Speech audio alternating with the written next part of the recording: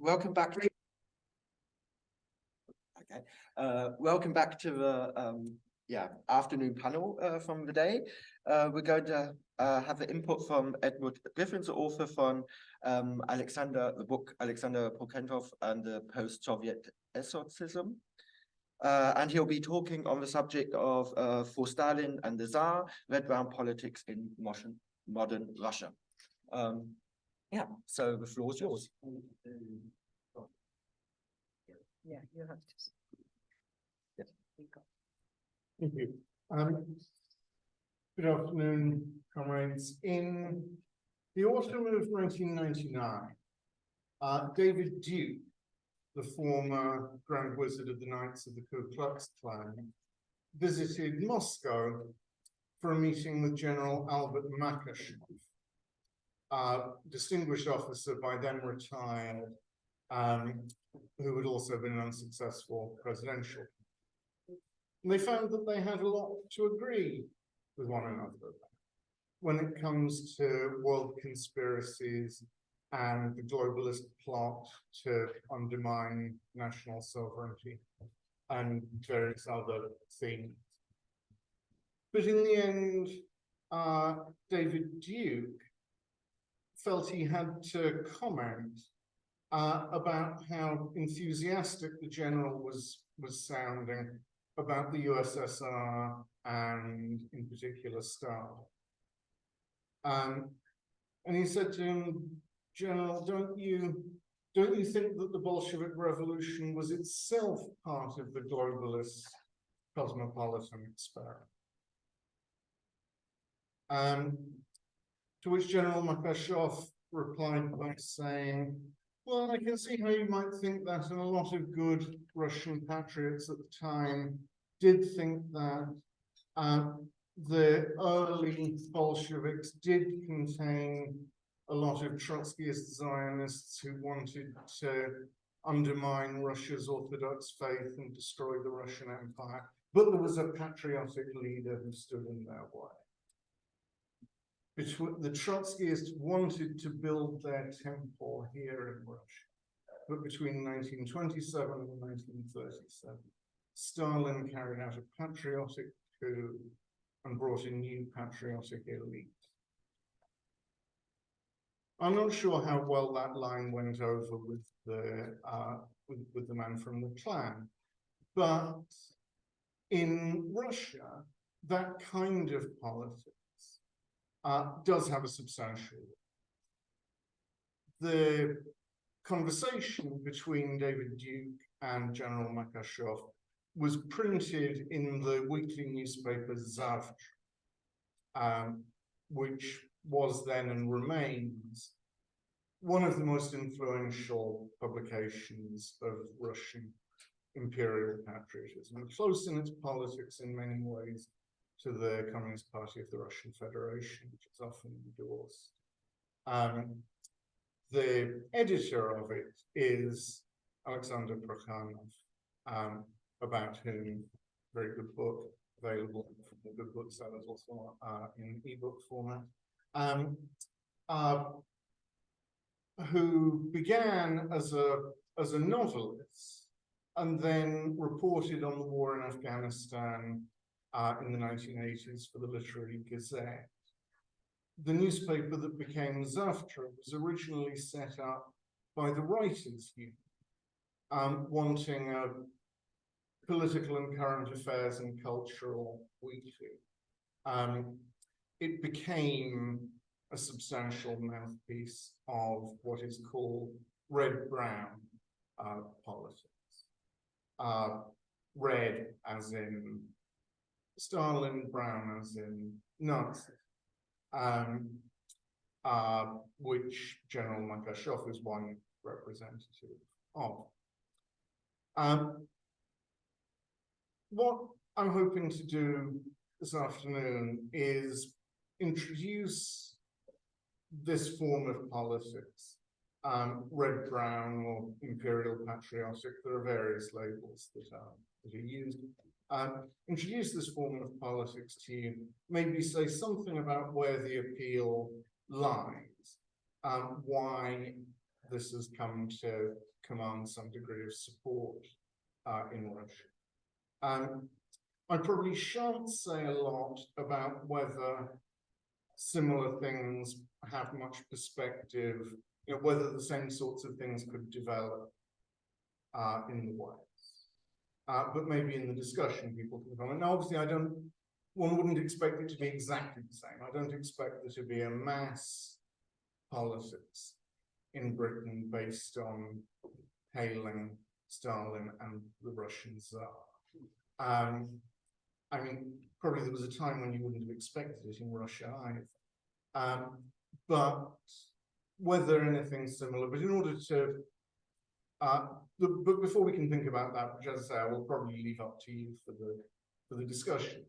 But it's necessary to work out what we're talking about in the Russian context before we go onto that.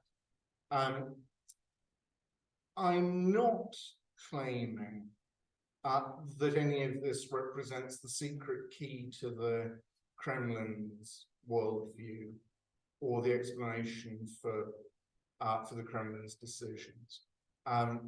In fact, the Kremlin's decisions always come as a complete surprise to me. I've said for many years that out of me and the Kremlin, at least one of us radically misunderstands Russian foreign policy. I suspect it's the Kremlin. But be that as it may, I don't think this is necessarily very significant in shaping how the rulers of Russia think or behave. It may have some influence in how they present themselves and how they present their decisions. It may even have some influence in shaping what they think an opposition might look for the purposes of their soft power initiatives overseas. But I'll come on to all of that. The essence of red-brown politics, if we can use that, not a label that would always be accepted by the people it's applied to, but sometimes they would accept. The essence of it is an attempt to defend the Soviet Union, in particular Stalin, as being the product or the culmination or a legitimate part of the history of the Russian Empire. And to argue that Russia now should be imperial and should model itself on the state of Stalin and of the Tsar. The term imperial would certainly be used in preference to nationalists or anything like that. Gennady Zyuganov, the leader, ever since it was re-legalized in 1993, of the Communist Party of the Russian Federation, has said that empire is the historically and geopolitically conditioned form of existence of the Russian state. And goes on to explain how Russia inherits the traditions of the three empires before it, the Roman Empire, from which it derives its legal and political unity, the Byzantine Empire, from which it derives its moral and Christian unity, and old pre-Peter the Great Muscovy, from which it derives its popular and national unity. A formula that can be summed up, he says, in a slogan that was used in the 19th century by a Tsarist minister at the time, orthodoxy, autocracy, nationality. Could also be translated orthodoxy, autocracy, popularity. And in some ways that would be a better translation. The Russian word is related to the word that comes up in terms like narod. Popularity in the sense of the people. So those are the characteristics, according to some Tsarist statesmen and according to Zyuganov, of the Russian Empire. all of this was put forward in the 1990s in direct opposition to the story about Russian history that was being presented by the Yeltsin. We should remember that in the early 1990s, Russia explicitly denied that in anything except a legal and technical sense, it was the successor to the Soviet. Legally and technically, it did always affirm it because it wanted the Security Council. But the presentation was that Russia was a liberal nation state that had declared its independence from the Soviet Empire was only ever applied to the Soviet Union as a term of use. Of course, no Soviet public figure would have described it as an empire. And it's always been pointed out by commentators that at least up to 1991, the use of the word empire to describe the Soviet Union is solely found among people who oppose the Soviet Union fairly fundamentally. So by describing the Soviet Union as an empire, by saying we've broken away from the empire, Yeltsin and his government were seeking to present the idea of a new Russian history, Russia as a liberal nation state that can be in close alliance with the West. It's not that the other republics broke away from Russia. They and Russia all broke away together from the Soviet Empire, which would very often also be identified as the empire of Stalin. And again, you have to be fairly elderly in Russia to remember a time when Stalin was officially presented in an unambiguously positive light.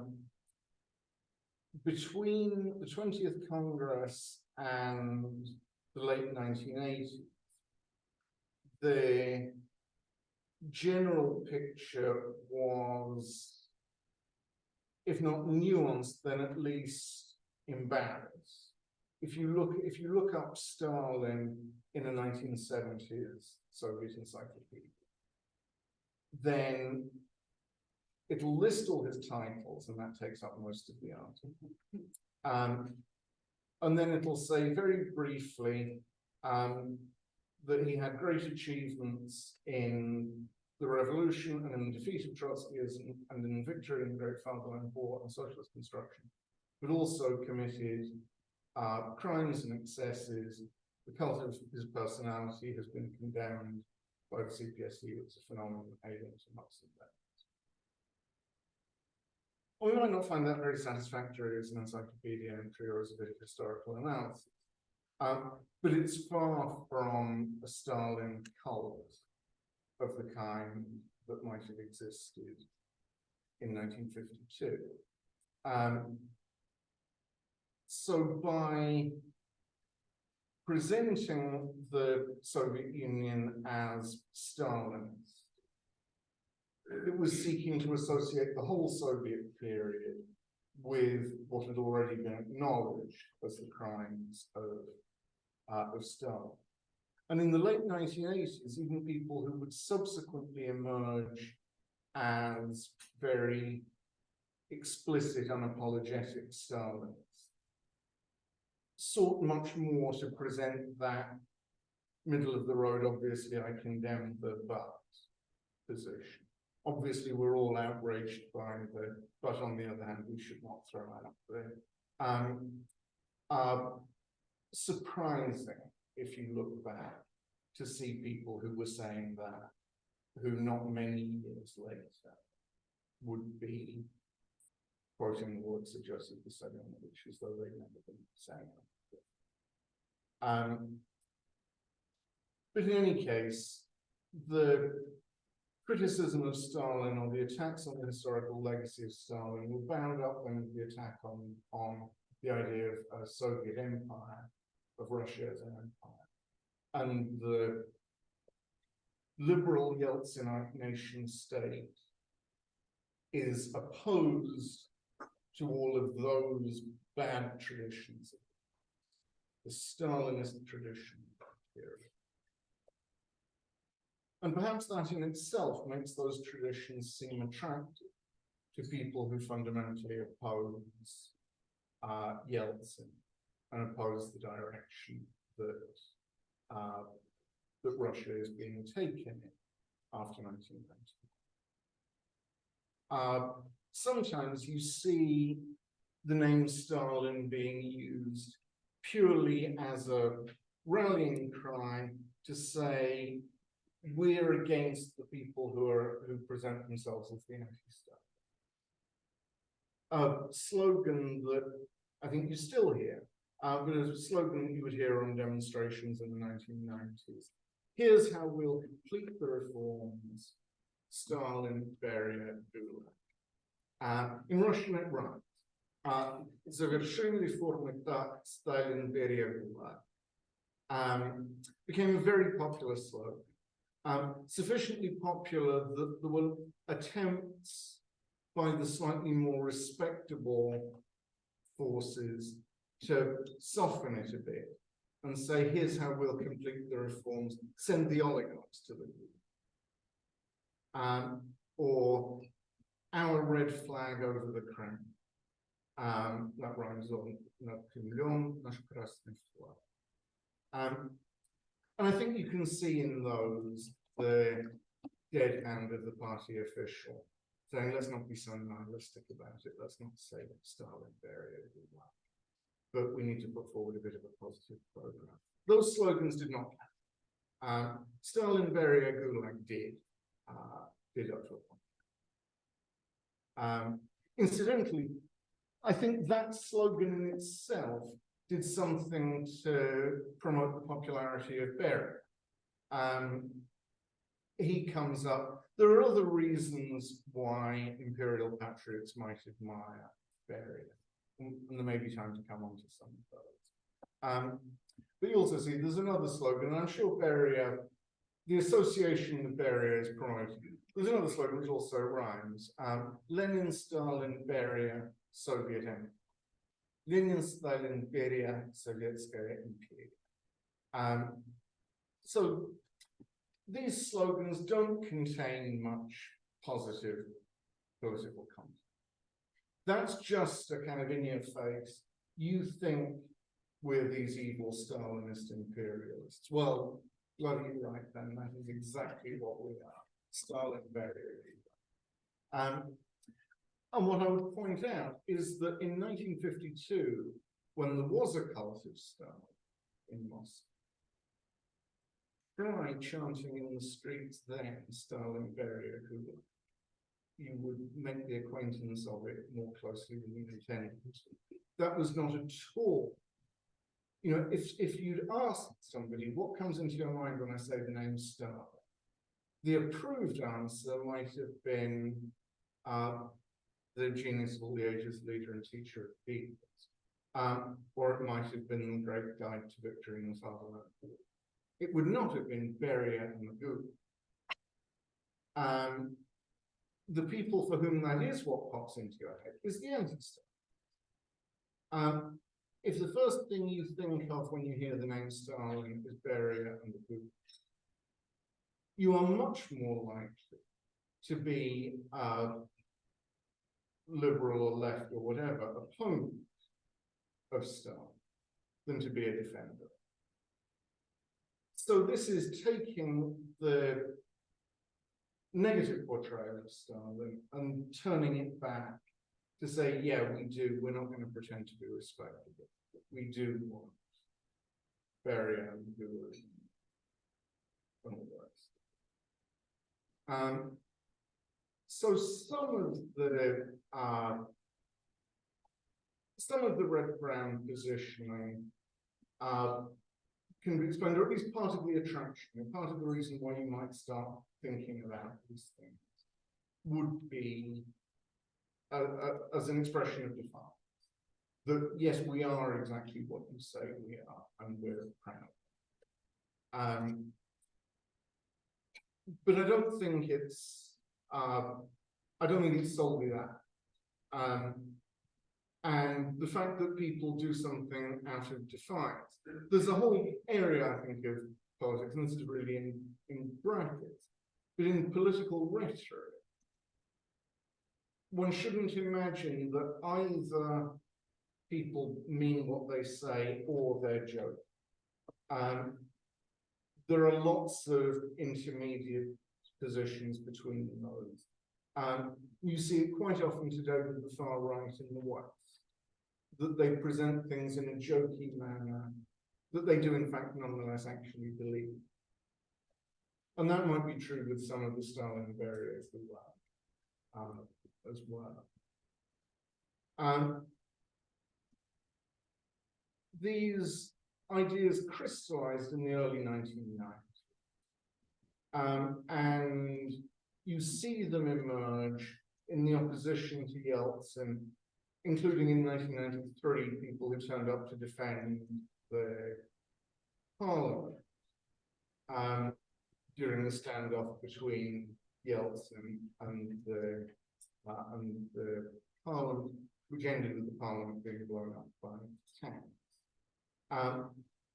All sections of the opposition rallied to the defense of the parliament, including plain reds and plain brown, as well as the combination.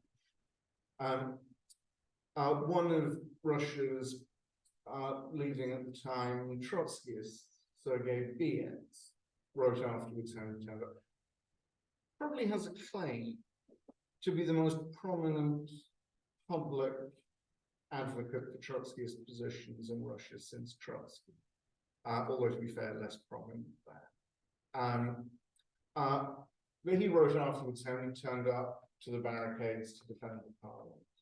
And some of the other people there were from an explicitly far-right organization, Russian National, who said, I really you ought to be shot for being a communist organization. But for the time being, they're all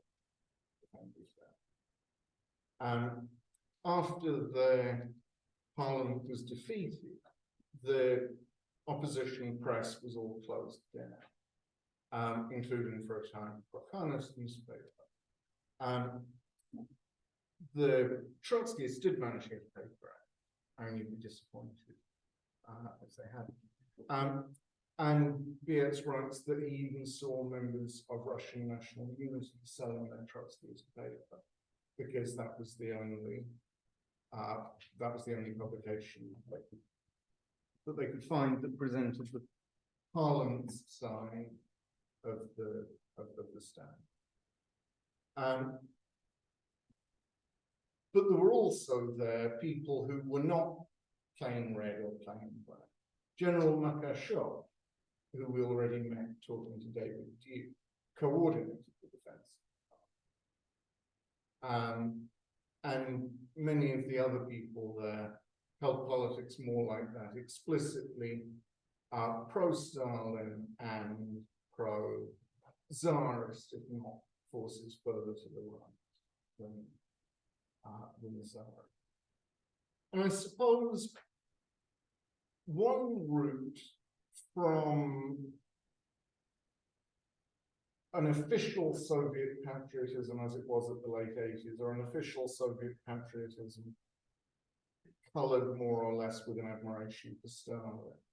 A route from that to Tsarism, or to admiring the Tsar, is if you look around yourself in the early 90s, and then you think back to the Russian Civil War, and you think, hang on, am I sure that I want to be cheering for the radical westernizing reformers rather than the bonehead patriots making a doomed last stand for the old bureaucratic regime?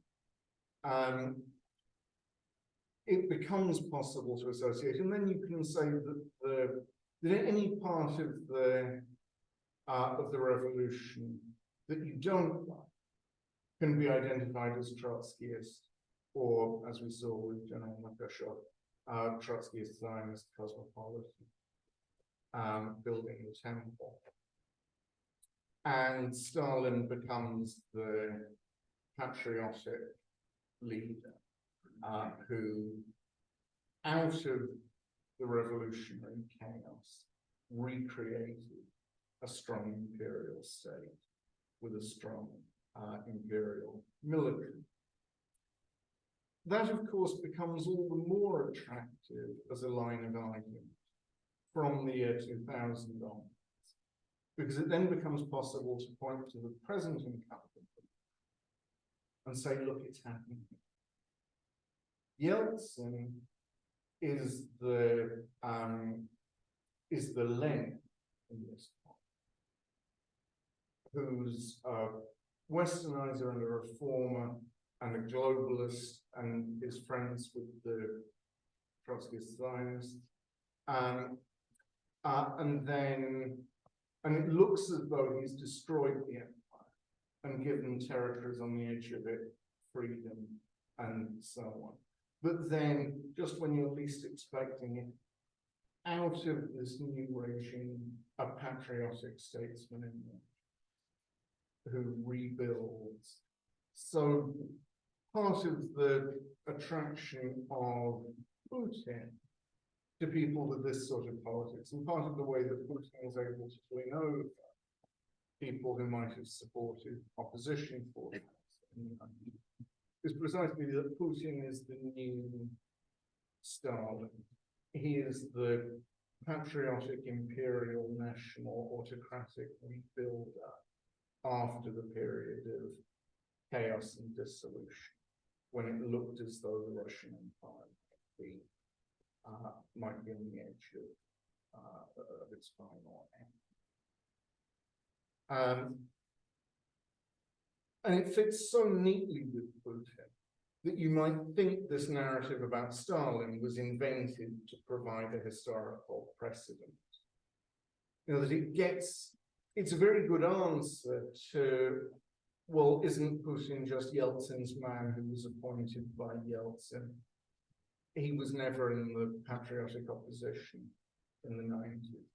They are, but Stalin was never, just like Stalin, who came up through the new order, but was then able to rebuild the essence of the Russian Empire from within it. But in fact, this wasn't, these ideas were not invented for Putin, although they've been applied to Putin. These ideas were being put forward long before. And there is a certain prehistory in emigre, so for the hope that Stalin would be the patriotic consolidating figure.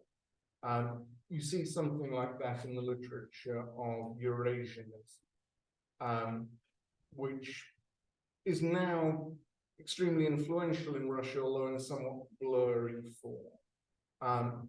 Eurasian slogans and phrases are used, not necessarily in the context of the original. The original idea was put forward in the emigration by a group of people who largely youngish, fairly aristocratic men supported the whites or fought with the whites. Ended up first, some of them went to Istanbul or Sofia, they ended up in Paris. Quite a lot of them were scholars or academics. The linguist Nikolai Trubetskoy, probably the best known among them. Musicologist Pierre Suchinsky, who was an authority on Stravinsky, I believe, and some others. And they put forward this set of ideas which they called Eurasianism, which said that really the the rot started much earlier than the Revolution. It really started when Russia tried to westernize under Peter the Great. What Russia should do is go back to its own cultural roots, which are in the Mongol Empire of Genghis. Trubetskoy wrote an essay called Europe and Humanity, 1919, which is a rather early expression of very radical cultural growth.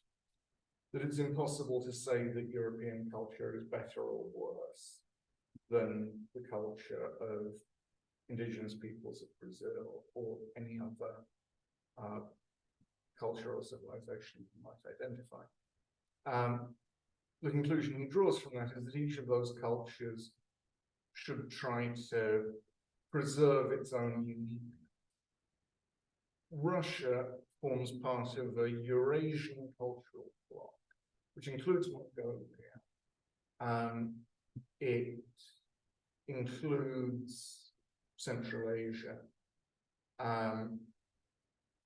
And that has its own traditions and its own culture and its own ways of doing things, and shouldn't be influenced by the spurious universalist claims of European, as they put it, Romano-German civilization. So then the Bolshevik Revolution is not an unqualified negative from that perspective, although it's supported the violence, because the Tsarist regime that was overthrown was very Prussianized, it was very Romano-German. The Bolsheviks moved the capital from westernized St. Petersburg or Petrograd to proper Russian Mongolophile Moscow.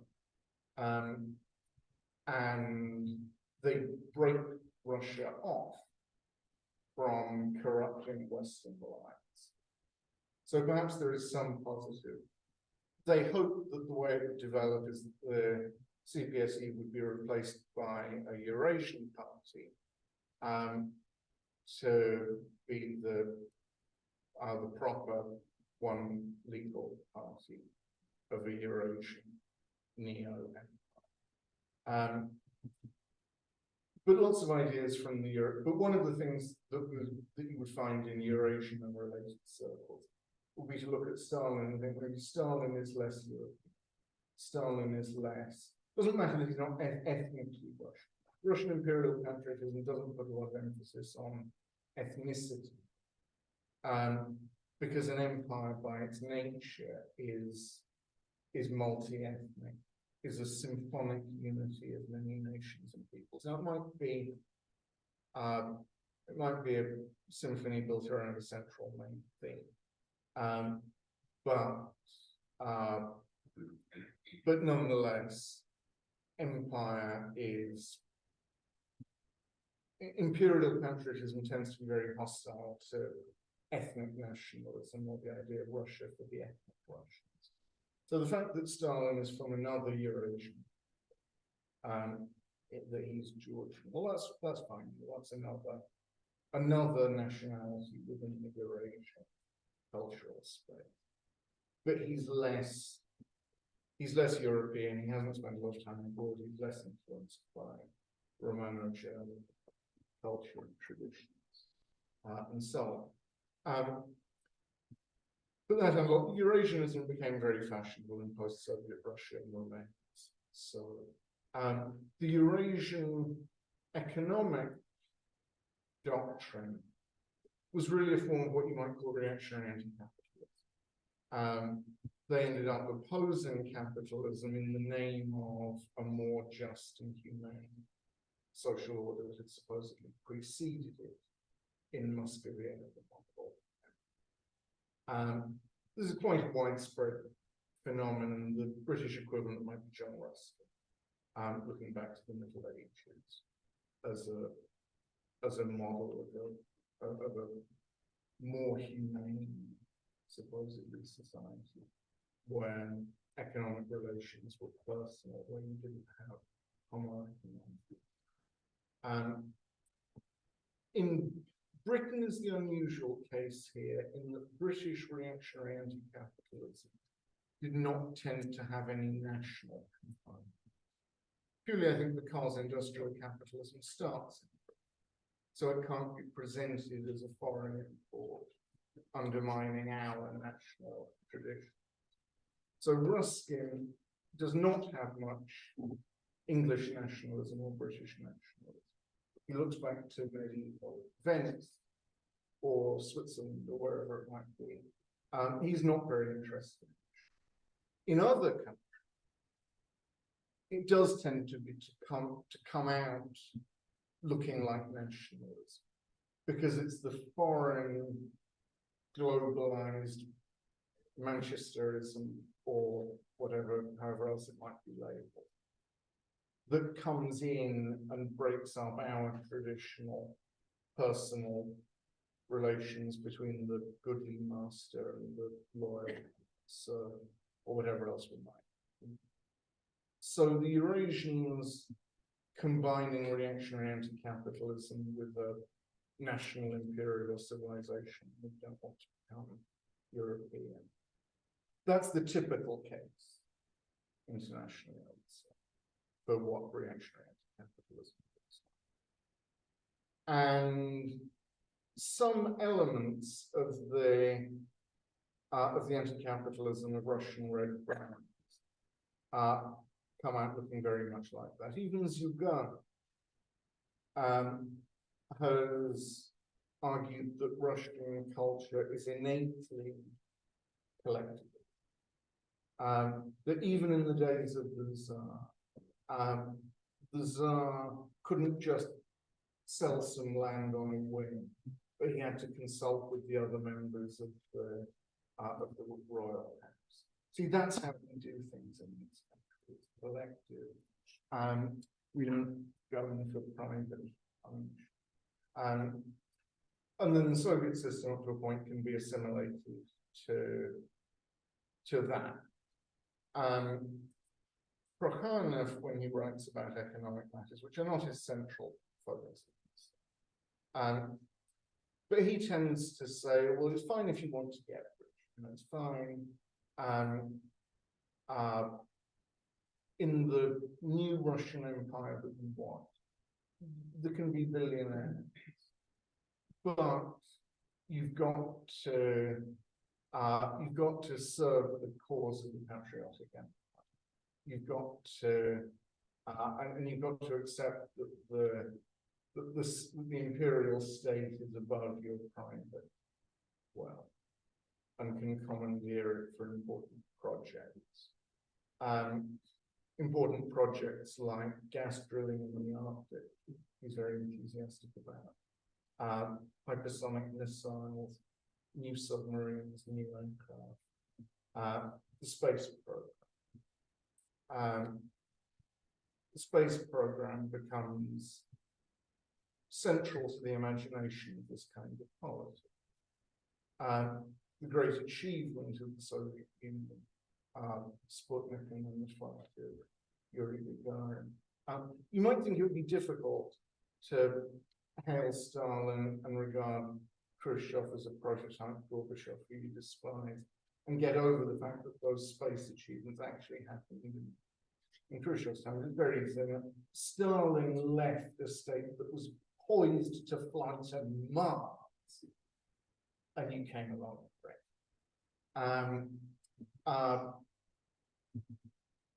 And Yeltsin's cancellation of the space shuttle program for is an iconic betrayal that we were reaching out into space and you stopped.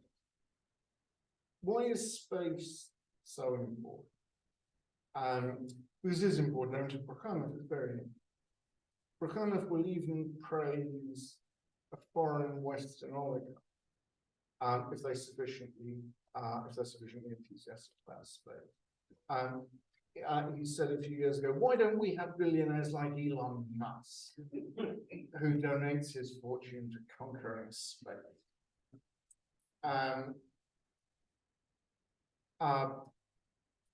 But I think there's a couple of reasons.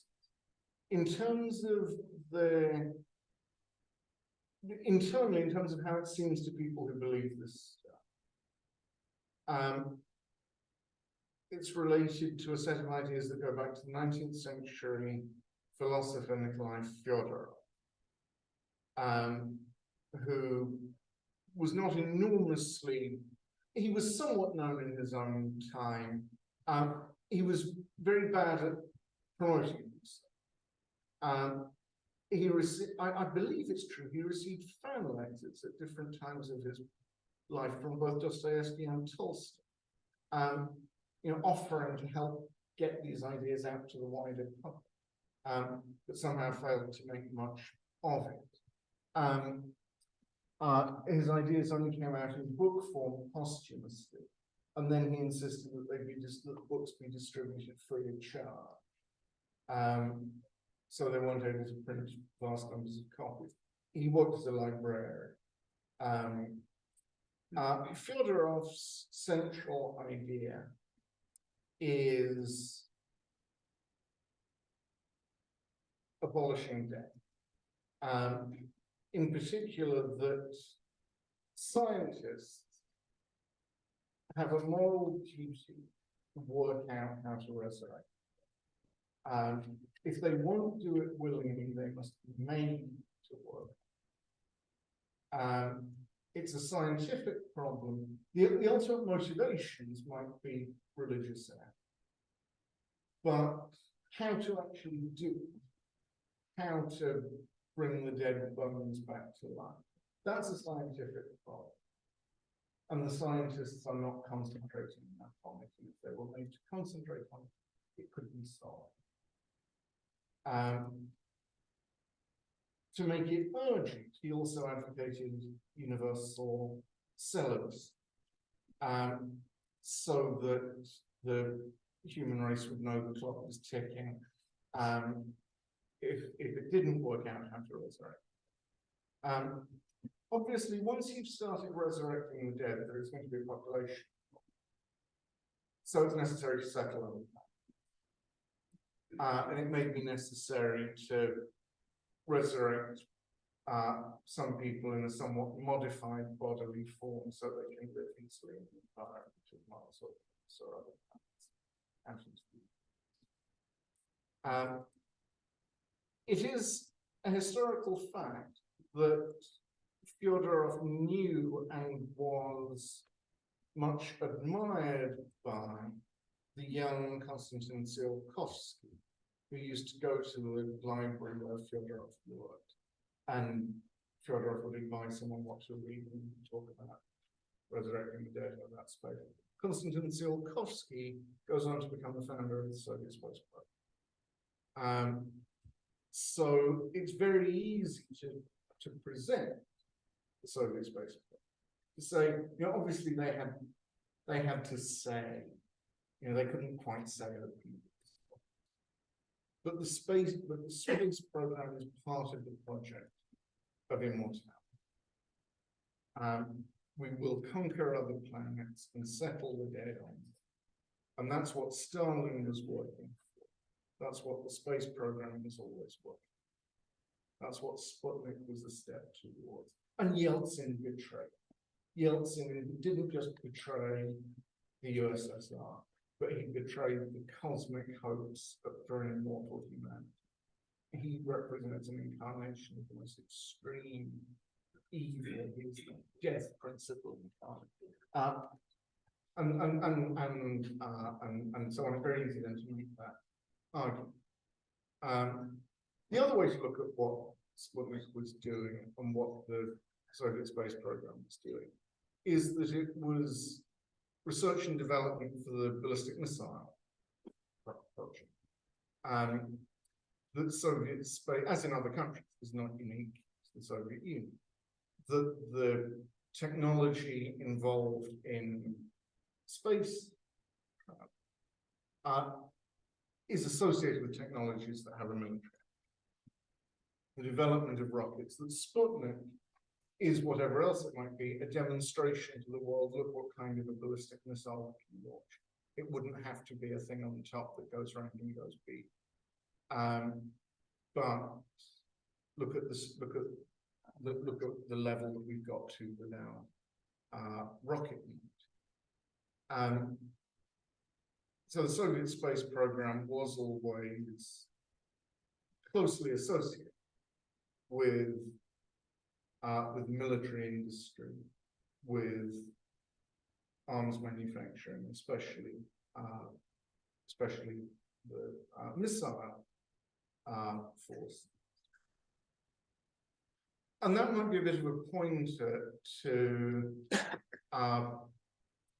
part of the immediate social background for some of these things. Lots of things changed, many of them for the worse, in Russia in the 1990s. But one of the things that changed was a collapse in funding for the defense industry and for arms. And similarly for the military more generally, including the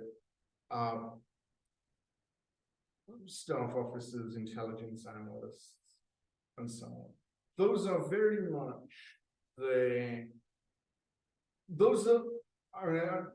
Prokhanov is a very prolific novelist, and those people are always here. The heroes of the novels are always people from what you might call the military intelligence, not rank and file infantry or even necessarily combat officers, but analysts, staff officers, people associated with intelligence or with military research and development.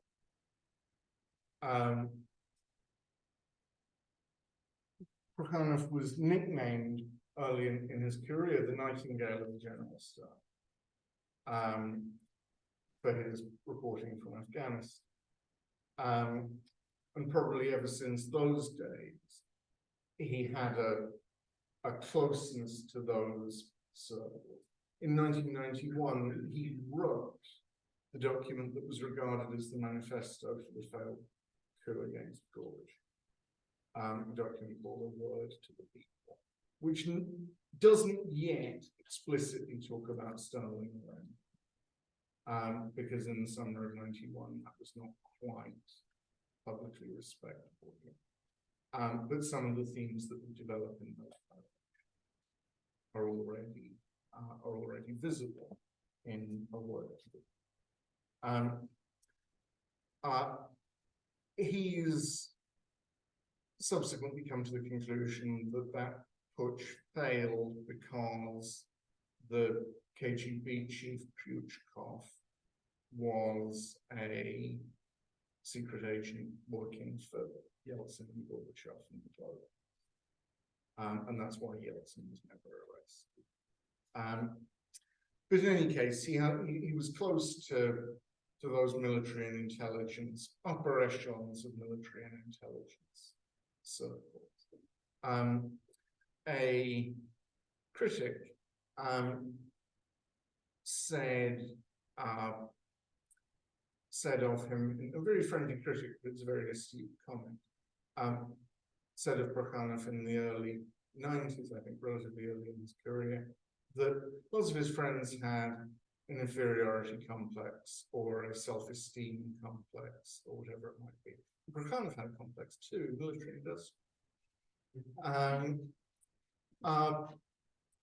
So at least in his case, it's fairly explicit that the group within society whose interests and values he's concerned to promote are the interests of the defense industry and of the military upper echelon. Now, defense spending since the late 1990s has once again exploded in Russia, has multiplied by an enormous and that's another part, not just the historical resemblance between between Putin and Stalin, but another reason why you might think, oh, Putin maybe is a bit better, is that the money has flowed back into arms manufacture in the Putin period. Whether that is because Putin wanted to, or whether Putin is the public face of that policy shift that happened anyway, is another question, and one I don't particularly want to get into. I already said I never understand what they're trying to do.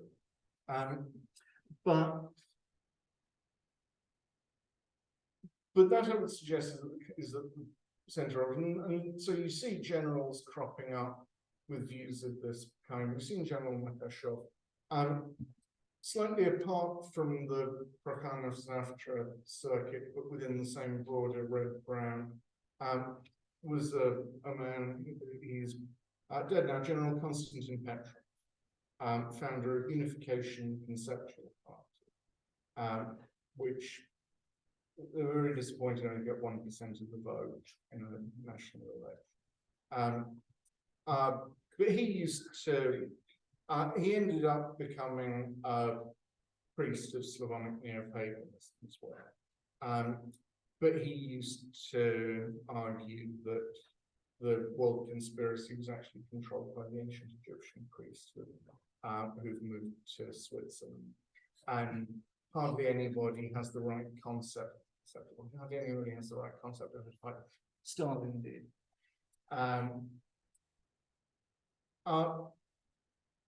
He spent his military career in the Space Force. He was deputy head of mission control for the space program. Very distinguished career. And of course, he said, "Oh, I always thought these things. I thought these things back in the 80s. I thought these things back in the 70s." And it's probably true that somebody in his position, or in most positions, would not have found some of these views easy to express publicly in the Soviet Union then, but I think also we're not obliged to take it at face value. In his case, you see quite a lot of the explicitly occultist or esotericist, and that's very commonly found. Sometimes to the point of presenting Stalin himself in explicitly supernatural stuff. An article that was published in Zavtra in 1999 by Aleksandr Sergeyev called Mystical Stalin. Very good title. I mean, it does describe the article. He writes, they say that if you put your ear to the ground in the steppe outside Volgograd, you can hear his footsteps. Maybe Stalin is already among us. Nobody knows what form he will take in his new incarnation, or what he's doing now, whether he's praying in an abandoned monastery, or wandering in the sacred forests of Volga, or cocking his assault rifle. But that does not make less palpable the sense that the leader is near. And together with millions of people who await his advent, we repeat like an incantation, he is at hand, he is near, he will return. Stalin thought he had a personality cult in 1952. And on that note, I think I will stop. Thanks very much.